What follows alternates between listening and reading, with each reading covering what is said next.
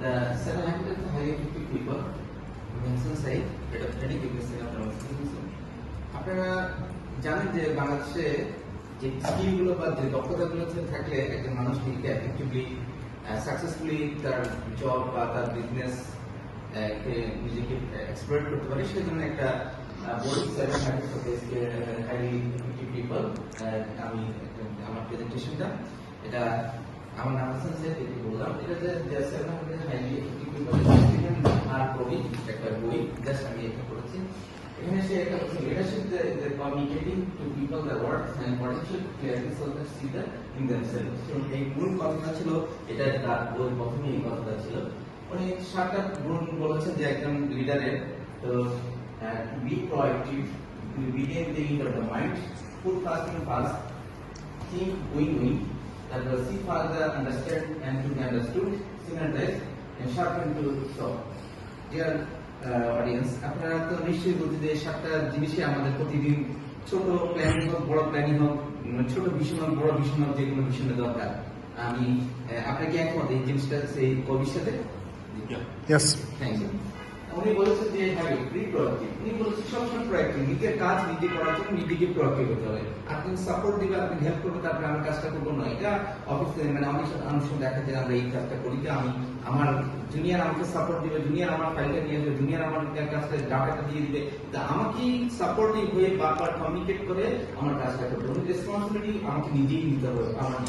লাইফটা আমার সিদ্ধান্ত আমার এবং আমার পারফরমেন্স আমার ফোকাস আমি আবার পড়াশোনার জন্য আমাকে কন্ট্রোল করতে হবে তো অবশ্যই আমার ইমোশন কন্ট্রোল করতে হবে উনি বলছেন প্রশ্ন প্রোঅ্যাক্টিভ ভালো লাগবে রিঅ্যাক্টিভ আমি রিঅ্যাক্টিভ মানে প্রোঅ্যাক্টিভিটি দেখলে আমি আবার নেগেটিভ মানুষ অনেক সময় রিঅ্যাক্টিভিটি দেখাই এটা শো করা যায় না প্র্যাকটিস প্রোঅ্যাক্টিভিটি মেকিং কমিটমেন্ট আমার কমিটমেন্ট গুলোর জন্য আমি রেগুলার প্রোঅ্যাক্টিভিটি শো করতে হবে এই কথা উনি বলছেন উনি এই কথা বলছেন মানুষের মানুষের কথা সার্কেল অফ কন্ট্রোল যেটা মানুষের মধ্যে লিমিটের মধ্যে থাকে উনি বলতে চাচ্ছেন যে মানুষের যেটা অভ্যাস হবি হ্যাবিট মানুষের যেটা যেটা মানুষ পারে সেটা তার সার্কেল আর তার এই সার্কেলটাকে সে বড় করলে সার্কেল অফ ইনফ্লুয়েন্স হবে তখন সে ইনফ্লুয়েন্স করতে পারবে আরেকজন উপর তার কোয়ালিটি দিয়ে তার সফট স্কিল তার প্রোডাক্টিভিটি দিয়ে কিন্তু সার্কেল অফ কনসার্নের উপরটা মানে এটা ওই যখন সে সার্কেল অফ কন্ট্রোলটা তার বড় হবে সার্কেল ইনফ্লুয়েন্সটা আরো বড় হবে সার্কেল অফ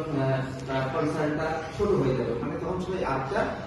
নেতৃত্ব লিডারশিপ দিতে পারবে এমনি যেমন আমরা দেখতে ডক্টর ইউনুস উনি এক সময় টিচার ছিলেন কিন্তু আজকে উনি সার্কেল অফ কনসার্ন বিশাল বড় হয়ে গেছেন তেমনি যারা বড় হয় তারা ছোট ছোট নিজেদের সার্কেল অফ কন্ট্রোলকে কন্ট্রোল করে দিতে এটাকে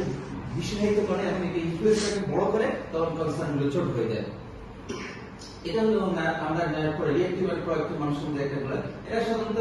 মানে সবসময় নিজেকে ফোকাস করতে চায় আর টিমকে ফোকাস প্রোঅ্যাক্টিভ মানুষ একটা টিম তার কাজ তার ভিশন তার মিশন এগুলিকে ইয়ে করতে চায় তারপরে এটা বলছে যে having to begin with the in of the mind মানে আমি যখন শুরু করবো তখন এটা ফোকাসটা কি হবে আমার এই কাজের ফোকাসটা কি হবে সেটা আমাকে চিন্তা করতে হবে আমি একজন সেলসম্যান কত দূর আমি সেলস কত বড় পোস্টে আমি যেতে পারি একটা অর্গানাইজেশন কত বড় টপ পোস্টে আমাকে উঠতে পারবে আমি সেটাকে শুরু এটা হচ্ছে ডিফারেন্ট মিশন এবং অ্যাকশন এন্ড গোলস এগুলি খেয়াল করতে হবে এখানে বলছে যে এবং কি বলছে যে প্রতিটা মুহূর্ত ডেজ উইকস মান্থস ইয়ার্স হিসাব করতে হবে যখন আমি কোনো অ্যাক্টিভিটি করি তারপরে উনি হ্যাবিট ফুড ফাস্টিং ফাস্ট উনি বলতে চাচ্ছেন যে আমাদের কাজে দৈনন্দিন অনেকগুলো আছে আর্জেন্ট নন আর্জেন্ট তারপরে নট ইম্পর্টেন্ট এই ধরনের প্রত্যেকটা কাজই থাকে আমাকে আমার কাজ হিসেব করতে হবে আমার কোনটা আর্জেন্ট সেটা আমাকে আগে করতে হবে নট আর্জেন্ট সেটা আমাকে ফেস করতে হবে আমার যেটা আর্জেন্ট ইম্পর্টেন্ট সেটা আমাকে ক্রাইসিস করতে ডু অ্যাক্টিং করতে হবে যেটা আমার যেটা নট আর্জেন্ট সেটাকে প্ল্যান করতে হবে যেটা আমার ইম্পর্টেন্ট ডেলিগেট করতে হবে নট যেটা আমার ইম্পর্টেন্সি মানে আর্জেন্ট না বাট ইম্পর্টেন্ট সেটা আমাকে ডেলিগেট করতে হবে সাপোর্ট করতে হবে এবং কিছু কিছু জিনিস আমাকে ইলিমিনেট করতে হবে আমার প্ল্যান থেকে সবসময় আরেকজনকে আমি জিতবো বা আমাকে আমার অ্যাক্টিভিটি হবে আমি বেশি ওয়ার্ন করবো না সবসময় টিমে থাকতে হলে সবাই যেন উইন করে সবার জন্য মানে একটা কোম্পানিতে ইনফ্লুয়েশন আমার জন্য আমার ম্যানেজমেন্টের আমার কোম্পানির ডেভেলপ করে সেটা উইন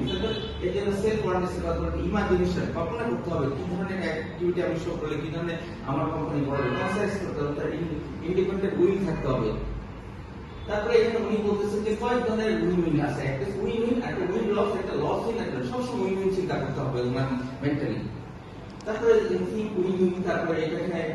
ক্যারেক্টার, সবচেয়ে বৈশিষ্ট্য হলো ক্যারেক্টার, নিজেকে অনেস্টি থাকতে হবে, রিলেশনশিপ মেনটেন করতে হবে, উইনিং করতে হবে। আরেকটা লিস্ট নট, তারপরে এগ্রিমেন্ট, মানে যে এগ্রিমেন্টে আমি কাজ করবো সেটার সব ইনস এন্ড আউট চিন্তা করতে হবে, তারপর উইনিং সাপোর্টিভ সিস্টেম তৈরি করতে হবে, তারপর প্রসেসগুলো ডেভেলপ করতে হবে। তারপরে উনি step 5 first understand then understand. প্রথমে আমি বুঝলাম, মানুষ যদি আন্ডারস্ট্যান্ড না করে তারপর আমি কিভাবে আন্ডারস্ট্যান্ড করে আমার লাইফ লিড করব। এটা হচ্ছে উনি ইথোস বাই ফ্লাওয়ার ক্লাস হতে। ইথোস হলো তার বক্তব্য, সে কি করে, প্যাথস হলো তার মানে প্যাথস হলো তার ইমোশনের সাইড, যাকে বলবে তার ইমোশন থেকে কথা বলতে হবে, তার অ্যাক্টিভিটিতে তাকে রাগান্বিত করে কোনো কথা বলা যায়। আর লজিকটা, তার লজিকগুলো কি করে ডেভেলপ করতে হবে, এটাই বলতেছে যে first understood and then be understand and understood. এটাও একই রকম স্লাইড। আর সিনার্জাইজ, মানে এখানে বলতে চাচ্ছেন যে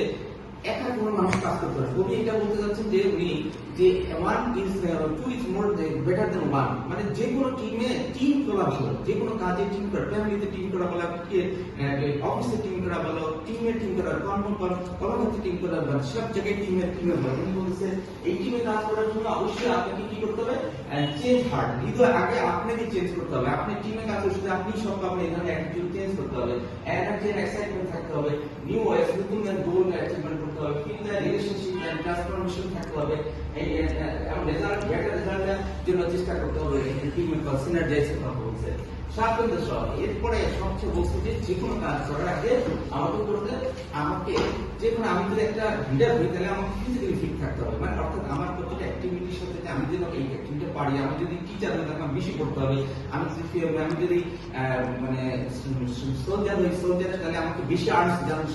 হবে, আমি যদি অফিসের ম্যানেজার হই তাহলে ম্যানেজারশিপ লিডারশিপ সম্বন্ধে বেশি জানতে হবে। এটা physically, social, emotional, spiritual, mental, এই ধরনের ক্রাইটেরিয়া। ফিজিক্যাল বলতে এক্সারসাইজ, তারপরে সোশ্যাল